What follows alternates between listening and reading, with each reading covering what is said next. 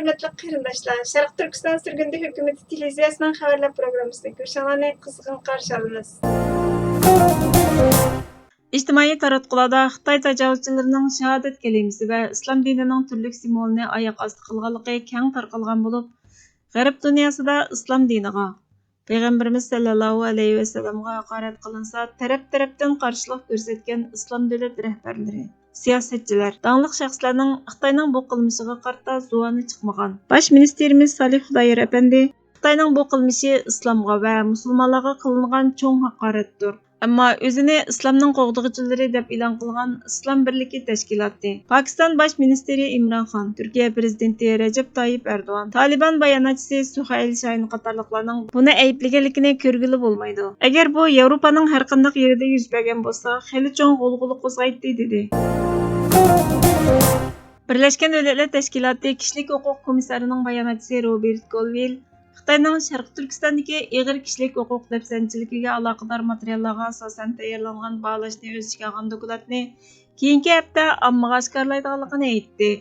Colville Birlashgan Davlatlar Tashkilotining Jenevadagi ishxonasida Xitoy virusi mezgilida dunyoning har qaysi joylarida kishilik huquq dafsanchiligi va adolatsizlik ahvollarining ortganligini ta'kidlab, buningga Suriya, Birma va Sharq Turkistonni misol qilib ko'rsatdi. Sharq Turkistondagi Uyg'ur va boshqa turkiy millatlarning qonunsiz qo'lga ilinganligi, nachar muomalaga uchraganligi, majburiy emgakka silinganligi, Sharq Turkistonga berib bu ahvollar ustida tekshirish olib borolmaganligi, ig'ir inson haqlari dafsanchiligiga aloqador uchurlarga asosan bu dokladni tayyorlayotganligini, dokladning tamomlanish oldida turganligini, shundaqla keyingi haftalari buni oshkorlaydiganligini aytdi.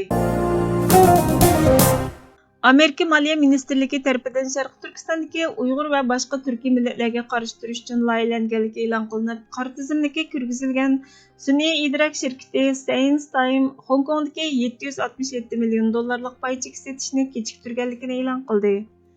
Science Time bayonotida yoshirin mablag' solg'uvchilarning manfaatini qo'g'dash uchun bundoq bir qadam tashlanganligini e'lon qildi.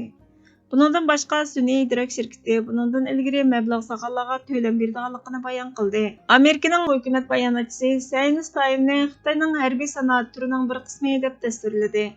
2014-yilda qurilgan bu shirkat qisqagina bir necha yilda Xitoyning eng qimmatli korxonalarining biriga aylangan. Beijing hukumatining chiroy tonish yumshoq detalni ishlatib, Uyg'ur va boshqa turkiy millatlar ustidan irqiy qirg'inchilik yurgizishiga hassa qo'shgan.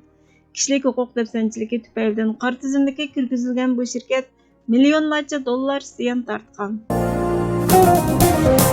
Sharq Turkiston xalq jamiyati Xitoyning Sharq Turkistonda olib berayotgan irqiy qirg'inchilikni xalqarodagi davlatlarga anglatish, bu irqiy qirg'inchilikni to'xtatishning birdan-bir yo'li Sharq Turkistonning mustaqilligini qo'lga keltirish ekanligini to'nitish, Sharq Turkistonning Xitoy tomonidan ishg'ol qilinganligini e'tirof qildirish, xalqarodagi davlatlardan Sharq Turkistonning mustaqilligini qo'lga keltirish uchun yordam so'rash maqsadida yakshanba kuni Tokioda namoyish o'tkazdi. Sharq Turkiston xalq jamiyatining qonuniy vakili Rabiya Nemat xonim axborot e'lon qilib, irqiy qirg'inchilikni tafsiliy anglatgandan keyin mundaq dedi.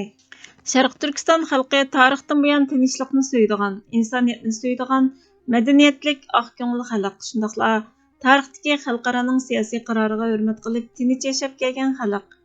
Afsus, Xitoy tajovuzchilari asli zamin egalari bo'lgan Sharq Turkiston xalqini yo'qotib o'tish maqsadida masalani o'zi paydo qilib, begunoh xalqimizga inson tasavvur qilg'isiz zulmlarni qilyotidi. Xitoy tajovuzchilarining bu jinoyatlari Birlashgan Davlatlar Tashkilotining 1948-yili imzolagan irqiy qirg'inchilikning oldini olish va jazolash ahdnomasining 2-moddasiga asosan irqiy qirg'inchilikka kiradi.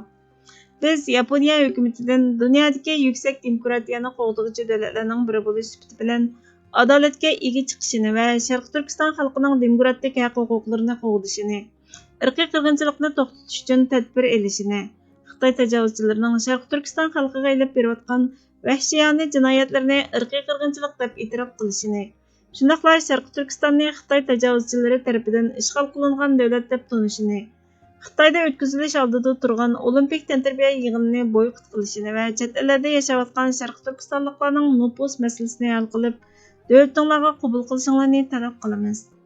Eng oxirida biz shundoq deb keskin xitob qilamizki, Sharq Turkiston masalasi tarixda xalqarалық masala bo'lganiga o'xshash, bugunmi xalqarалық masaladir.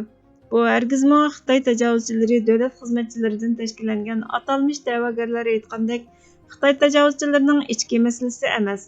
Xitoy tajovuzchilarining mavhum da'vogarlari Sharq Turkiston xalqini siyosiy jihatdan qoralash va Sharq Turkiston xalqining mustaqillik irodasiga buzg'unchilik qilishni davom qilmoqda. Biz bu kishilarning qilmishlarini qat'iy inkor qilamiz. Shuningdek, Yaponiya hukumatining tarixiy isbotlarga hurmat qilib, adolat va haqiqat tarafda turib, Xitoy tajovuzchilarining Sharq Turkistonda elib berayotgan irqiy qirg'inchiligini va tajovuzchilikni oxirlashtirish uchun kuch chiqarishini o'tinamiz. Yaponiya hukumati boshchiligidagi xalqaro jamiyatning Sharq Turkiston masalasini adolat bilan to'g'ri hal qiladiganligiga ishonamiz. Har qanday badal to'lab, mustaqillik va hurlikning buzg'unchilikka uchrashiga asla yo'l qo'ymaslik. Hurlikni va mustaqillikni haqiqiy ma'noda qo'g'dash va buning uchun eng oxirgi shaxsning eng oxirgi tamchi qinini eqitib, insoniyat tarixini shonliq o'rnaklar bilan bezash. Mana bu mustaqillik va hurlikning haqiqiy mohiyatini, keng ma'nosini, yuksak qiymatini vijdoni bilan tunib yetgan millat uchun asosiy va o'lmas prinsip.